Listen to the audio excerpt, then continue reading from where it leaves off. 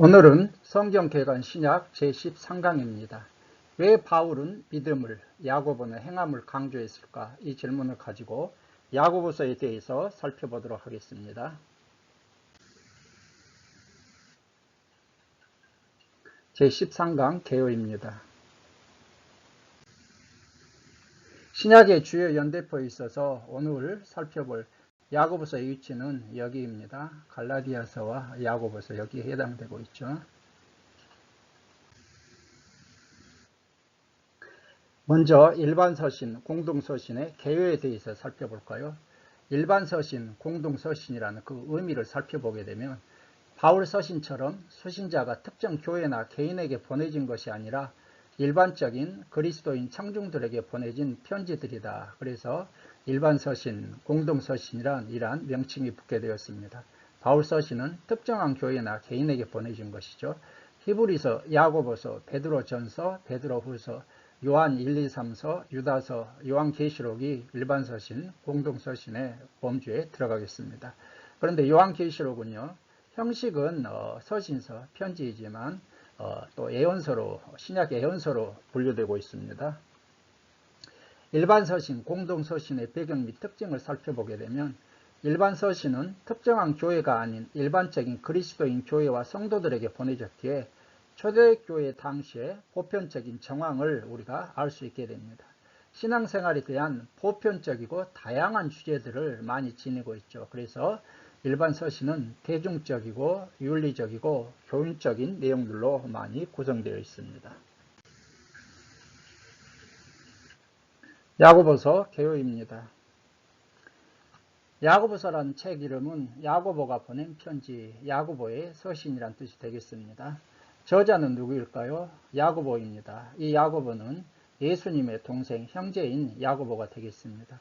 기록 연대는 크게 두 가지 견해가 있습니다. 예루살렘 공의의 이전 기록설과 야고보 사도가 순교한 AD 62년경 직전에 기록됐다. 이 두 가지 설로 크게 나뉘는데 저는 예루살렘 공의 이전에 기록됐다는 이 초기설을 따르도록 하겠습니다.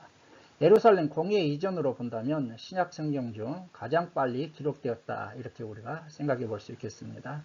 특별히 여기에서 야고보는요, 예수님의 동생으로서 예수님 부활 후에 회심하게 됩니다. 그리고 예루살렘 교회의 지도자로서 의인 야고보로 불리우게 되고 낙타 무릎이라는 별명을 얻었다고 합니다. 이 야고보가 얼마만큼 열심히 기도하고 경건 생활에 힘썼는지를 알 수가 있겠습니다. 자, 기록 배경 및 특징을 살펴볼까요? 기록 배경 및 특징은 왜 야고보서를 기록했을까? 이 질문에 대한 해답도 되겠습니다. 초대교회 당시 이방교회가 형성되기 이전에 여기저기 흩어져 있던 디아스포라 유대인 성도들은요, 유대인들로부터 굉장한 핍박을 받는 시련을 받고 있었습니다. 자, 그리고 이들은 사도들로부터 체계적인 신앙 교육을 받지 못해서 유대교 신앙을 탈피하지 못한 채 유대인들처럼 실천이 없는 형식적인 경건에 머무르고 있었다는 것이죠. 또 믿음으로 구원 얻는다는 교리를 오해하여 실천적 신앙생활을 무시하고 있었습니다. 자, 그래서 야고보 사도는 시련을 이겨내도록 격려하고 행함이 있는 성숙한 신앙생활을 교훈하기 위해서 야고보서를 기록하였습니다. 그래서 윤리적 실천이 많이 언급되어 신약의 잠언, 신약의 아모스서라 그렇게 불리고 있습니다. 예수님의 산상수훈과 또 특별히 잠언서를 많이 인용했다는 것입니다. 야고보서의 핵심 주제는 무엇일까요? 신행일치입니다. 신행일치가 되어 있고요. 야고보서에 나타난 그리스도는 야고보서에는 특별히 예수님에 대한 직접적인 언급은 많이 나타나지 않고요. 예수님의 교훈을 많이 강조하고 있죠. 그래도 우리가 지혜의 원천이신 그리스도, 그리고 심판주 대신 그리스도, 이 정도로 살펴볼 수 있고요. 기본 구조를 보게 되면 크게 두 부분으로 나뉘죠. 참된 믿음, 1장과 2장은 참된 믿음에 대해서, 믿음과 행함의 관계에 대해서 말씀하고 있고요. 3장과 5장은 실천하는 믿음, 혀의 절제, 하나님 앞에 겸손, 재물과 인내, 기도에 대해서 말씀하고 있습니다. 야고보서 바이블 프로젝트에서 제가 발췌했습니다. 자, 신약 성경에는 여러 명의 야고보가 등장하고 있죠. 그래서 여러 명의 야고보 중에서 뭐 세베대의 아들 야고보, 알페오의 아들 야고보, 근데 예수님 형제인 야고보가 되겠습니다. 자, 이 야고보서는요, 야고보의 지혜의 유산이 되겠습니다.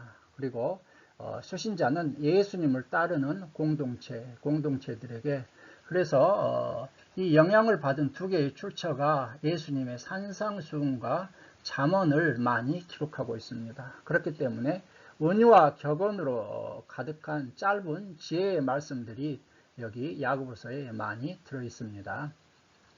자, 1장은요, 도입부가 되겠습니다. 1장은 도입부로서 인생의 시련은 인내를 낳고 우리를 완전해지도록 한다. 7번이 반복되고 있다고 합니다. 그리고 또 두 번째로 가난은 하나님을 신뢰하게 한다. 그리고 하나님은 너그러우시며 예수님을 통해 우리에게 새 생명을 주신다. 그리고 하나님의 말씀을 듣기만 하는 게 아니라 그대로 행하라. 그래서 자유케 하는 이 율법에 대해서 말씀하고 있습니다.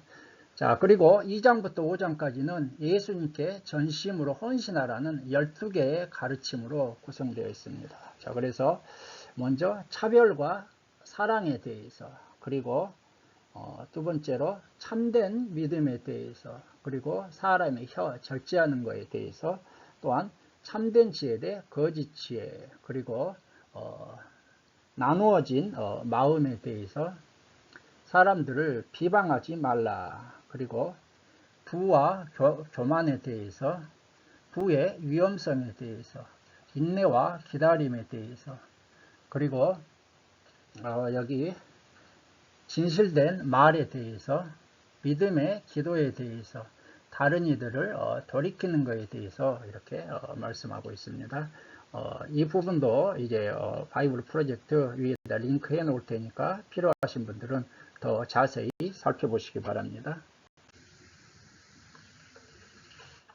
자, 이제 야고보서의 내용에 대해서 구체적으로 한번 살펴보도록 하겠습니다. 먼저 1장과 2장은 참된 믿음에 대해서 말씀하고 있습니다. 1장 시험을 이기라. 1절은 문안인사입니다. 야고보, 송신자가 야고보죠. 흩어져 있는 12지파 수신자가 되겠습니다. 유대인 디아스포라 성도들에게 이제 편지를 보내고 있는 것이죠. 2절부터 18절에 시험을 이기라고 그렇게 말씀하고 있습니다. 당시 시련 가운데 있는 성도들에게 야고보 사도는 시험을 이기라고 권면하고 있습니다. 그것은 시험의 유익함을 알고 시험을 기뻐하는 것이고요. 시험은 인내를 이루어 온전한 사람을 이루게 한다고 그렇게 말씀합니다. 또한 시험을 이기기 위해서는 하나님께 온전히 기도함으로 하나님이 주시는 지혜를 구해야만 합니다. 시험에는 하나님이 주시는 자, 그래서 여기에 보게 되면 시험의 종류가 있습니다. 시험의 종류는 하나님이 주시는 시험, 이걸 테스트라고 그러고요. 그 다음에 시련, 트라이얼, 시련이 있고요. 마귀가 하는 템프트, 유혹이 있습니다. 유혹이 있습니다. 그래서 우리가 야고보서 1장을 보게 되면은 이걸 구분해야 될 것 같습니다. 12절에 시험을 참는 자는 복이 있나니 이는 시련을 견디어낸 자가 주께서 자기를 사랑하는 이들에게 약속하신 생명의 면류관을 얻었기 때문이라. 이 1장 12절의 시험은 트라이얼, 시련입니다. 시련. 13절 사람이 시험을 받을 때 내가 하나님께 시험을 받는다 하지 말지니 하나님은 악에게 시험을 받지도 아니하시고 친히 아무도 시험하지 아니하시느니라. 여기에서 말하는 이 시험은 템프트, 유혹으로서의 시험입니다. 14절 오직 각 사람이 시험을 받는 것은 여기도 템프트입니다. 자기 욕심에 이끌려 미혹합니다. 그렇기 때문에 여기에서 우리 한글 성경이 똑같이 시험이라는 단어를 쓰고 있지만은 이 시험에는 시험과 시련과 유혹 이것을 구분해야만 이 야고보서 1장 12절부터 14절 말씀에 그러한 시험을 오해하지 않고 우리가 올바로 이해할 수 있겠습니다. 하나님 말씀 안에 거하는 신앙생활의 권면에 대해서 19절과 27절이 말씀하고 있습니다. 그것은 무엇입니까? 하나님의 말씀을 들어야 되고 말씀을 온유함으로 받아들여야 되고 말씀을 듣고 행함을 해야 된다는 것입니다. 그것은 무엇일까요? 혀를 제갈 물리고 정결하고 더러움이 없는 경건을 해야 한다는 것이죠. 자, 2장은 믿음과 행함과의 관계에 대해서 말씀하고 있습니다. 먼저 1절에서 13절 형제차별의 부당성을 책망하고 있죠. 당시 초대교회 안에는 외모로 사람을 판단하는 경향이 있었습니다. 부자들은 대우를 받고 가난한 사람들은 차별을 받았습니다. 이것은 율법을 어기는 것으로서 죄를 범하는 것이 된다고 야고보 사도는 책망하고 있습니다. 자, 이제 두 번째로 14절과 26절에서 믿음과 행함과의 관계에 대해서 말씀하고 있습니다. 믿음이 있다고 하면서도 실천이 요구될 때 행하지 않는 것은 그 자체가 죽은 것이라는 것입니다. 그래서 17절을 이와 같이 행함이 없는 믿음은 그 자체가 죽은 것입니다. 26절도 어떻게 말씀하고 있습니까? 영혼 없는 몸이 죽은 것 같이 행함이 없는 믿음은 죽은 것이니라. 이렇게 말씀하고 있고요. 또한 믿음은 행함으로 입증되는 것이죠. 참된 믿음과 행함은 불가분의 관계에 있습니다. 자, 그리고요, 참된 믿음이라는 것은 지적으로 아는 것만이 아니라 의지적으로 순종하는 것까지 포함하고 있습니다. 그래서 그 증거가 무엇입니까? 귀신들이 믿고 떠는 것과 아브라함을 예로 든 것은 순종을 강조하기 위함인 것입니다. 자, 우리가 이 야고보서를 읽으면서 바울의 믿음과 야고보의 행함에 대해서 올바른 이해가 필요하다는 것이죠. 왜 바울은 믿음을, 야고보는 행함을 강조했을까? 이 질문을 우리가 던져볼 수 있겠습니다.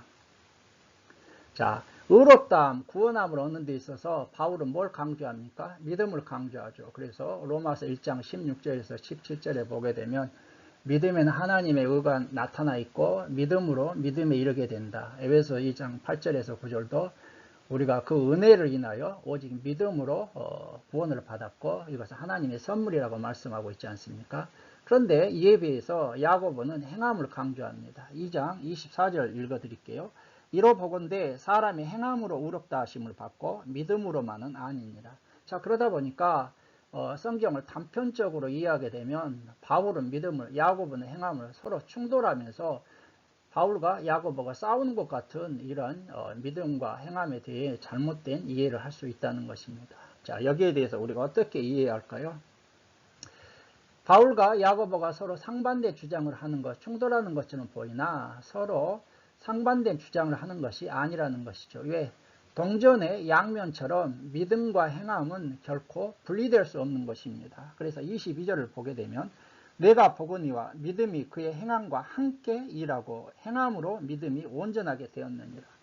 야고보도 그래서 믿음과 행함을 구분하는 것이 아니라 불가분의 관계인 것을 말씀하고 있는 것이죠. 자, 이것은 충돌하는 것이 아니라 강조점의 차이일 뿐입니다. 바울은 이방인들을 대상으로 이방인의 사도로 복음을 전하지 않습니까? 그런데 바울이 오직 복음은 믿음으로 우리가 구원받는다는 것을 예루살렘 공회에서도 인정을 받았습니다. 그런데 유대 율법주의자들이 자꾸 들어와 가지고 율법을 지켜야 된다. 그 다음에 무슨 뭐 할례를 행하고 그 다음에 규례를 지켜야 된다. 이렇게 주장하니까 이러한 율법주의자들은 행위 구원을 주장하는 사람들입니다. 그래서 바울은 이 율법주의자들의 잘못된 그러한 믿음관에 대해서 계속해서 오직 믿음을 강조하고 있는 것이죠. 믿음을 강조해요. 행함을 무시하지 않는 것입니다. 왜? 바울 서신은 크게 두 부분으로 나누어지게 됩니다. 전반부는 항상 교리에 대해서 말씀하고 있죠. 오직 믿음으로 구원받는다는. 그리고 후반부는 무엇입니까? 구원받은 자의 삶에 대해서 말씀하고 있습니다. 그러니까 바울 사도가 어떤 믿음만 강조하고 행함을 무시하는 것이 아닙니다. 자, 이에 비해서 야고보는요, 구원받은 유대인 성도들을 대상으로 말씀을 전했습니다. 이들 유대인 성도들은 실천이 없고 행함을 무시하는 사람들이었죠. 그래서 이들을 대상으로 행함을 강조한 것입니다. 이러한 측면에서 바울은 칭히 야고보는 성화의 관점에서 이해해야만 바울과 야고보의 믿음과 행함을 이해할 수 있습니다. 그래서 죄인들이 의롭게 되는 것은 오직 믿음으로만 의롭게 된다. 의롭게 되었다면 이 칭의에 걸맞는 삶, 행함이 성화가 있어야 된다는 것입니다. 그래서 우리가 이 부분을 이해해야 되고요. 행위와 행함을 구분할 수 있어야 되겠습니다. 행위는 무엇입니까? 구원을 얻는 데 있어서 행위는 전혀 무익한 것이지만 구원받은 이후에는 우리가 행함을 실천해야 한다는 것입니다. 3장에서 5장은 실천하는 믿음에 대한 내용이 되겠습니다. 먼저 3장은 혀를 절제하라. 그래서 1절에서 12절에 혀의 절제 문제를 다루고 있습니다. 혀는 작은 것이지만 잘못 사용하면 작은 불처럼 그 폐해가 엄청나다는 것이죠. 그러나 혀는 길들이기가 몹시 어려워 악이요 죽이는 독이 가득하게 됩니다.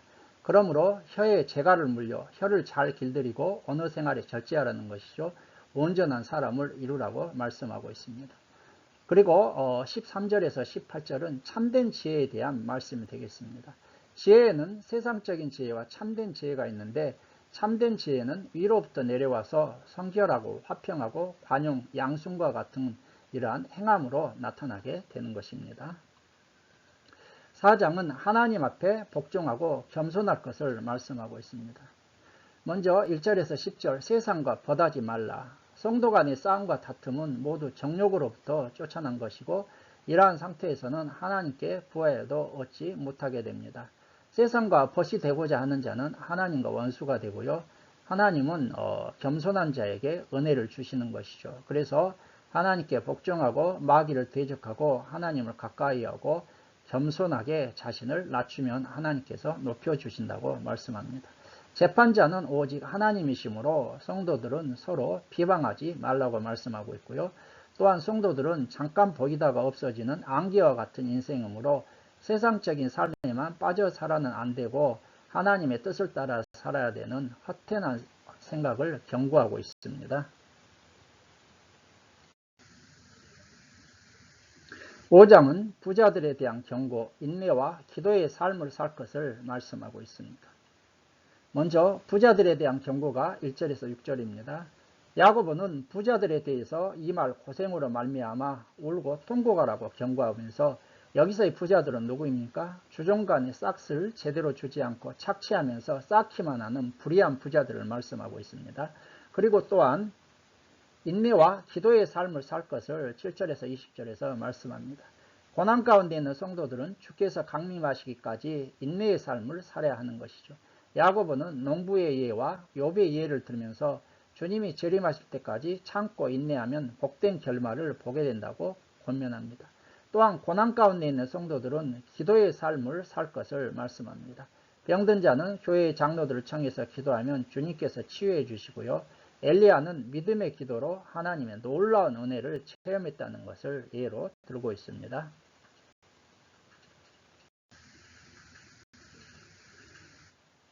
여러분, 저는 오늘 강의를 시작하면서 왜 바울은 믿음을, 야고보는 행함을 강조했을까? 이 질문을 가지고 강의를 시작했습니다. 이 질문에 대한 해답을 얻으셨습니까? 예. 바울과 야고보는 서로 상반된 주장을 하는 것이 아니라 강조점의 차이일 뿐이라고 했습니다. 바울은 이방인을 대상으로, 이 율법주의자들을 대상으로 믿음을 강조했습니다. 칭의의 관점이죠. 그러나 야고보는 구원받은 유대인 성도들을 대상으로 행함을 강조한 것이죠. 성화의 관점입니다. 그래서 오직 믿음으로 의롭게 되었으면, 칭의함을 받았으면 이 칭의에 걸맞는 행함이 있는 성화의 삶을 살 것을 서로 강조하고 말씀하고 있는 것입니다. 이렇게 해서 오늘 강의를 마치고요. 다음에 더 좋은 강의로 찾아뵙겠습니다. 오늘 강의를 시청해 주신 여러분들께 감사를 드립니다. 안녕히 계십시오.